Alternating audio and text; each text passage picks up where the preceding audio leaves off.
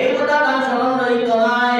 আল্লাহর ওলি হইবা, ও আল্লাহর ওলি, ও আল্লাহর বান্দা, আমি তো 500 বছর ইবাদত করলাম, আল্লাহ নির্জন স্থান কই আমি ইবাদত করলাম, দুনিয়ার কোনো মখলুককে আমি দেখাইলাম না, দুনিয়ার কোনো মানুষকে আমি দেখাইলাম না, দুনিয়ার কোনো ইনসানকে আমি দেখাইলাম না, একমাত্র আল্লাহ রাব্বুল আলামিনের রাজিয়ার খুশি করবার লাগি আমি 500 বছর আমি নিরিবিলি ইবাদত করলাম।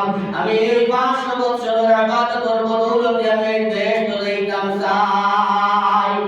খ্রিস্টান গানা হইতো না।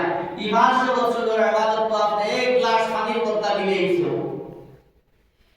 তখন আল্লাহর ওলি লগে লগে বুঝবা, আল্লাহর ওলি লগে লগে তার মূল বুঝতে পারিয়া সজদার মধ্যে পড়বা, আর সজদার মধ্যে পড়িয়া কান্দা করিয়া আরম্ভ করবা। এরপরে আল্লাহ রাব্বুল আলামিনের জুশে, আল্লাহ রাব্বুল আলামিনের রহমতে জুশ মারবা, আর আল্লাহ রাব্বুল আলামিনের তার ফিরিস্তা করে কইবা, আমার বান্দারে তোমরা বেহেশতে লইয়া যাও। আমার ভাই বল, আমার বুজুর্গ বল, দুস্থ বল, বড় কঠিন কঠিন দিন বল সামনে দিয়া নবী রাসূল কইতে এমনি হাদিস হইন না। যেটা তো দুনিয়া ধরিল আমরা মার পেট থেকে আমরা উলঙ্গ অবস্থায় জন্ম নিয়েছি, মার পেট থেকে যেটা দুনিয়া ধরিল আমরা উলঙ্গ অবস্থায় মাটিতে পড়ছি, লেন্টা অবস্থায় মাটিতে পড়ছি।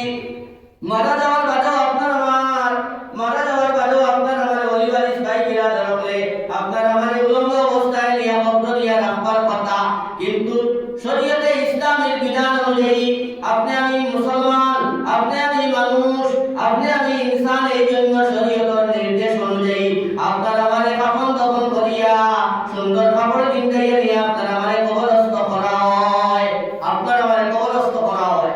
কিন্তু কিয়ামতের দিন, যেই দিন আল্লাহ রাব্বুল আলামিনের হুকমে হযরত ইসরাফিল আলাইহিস সালাতু ওয়াস সালামের সিংহা উঠিবা, হযরত ইসরাফিল আলাইহিস সালাতু ওয়াস সালামের সিংহা উঠিবা, এই দিন সমস্ত মানুষ ময়দানে মাহশরে কবর থাকি জানজানি কবর থাকি উলঙ্গ অবস্থায় দৌড়াইবা।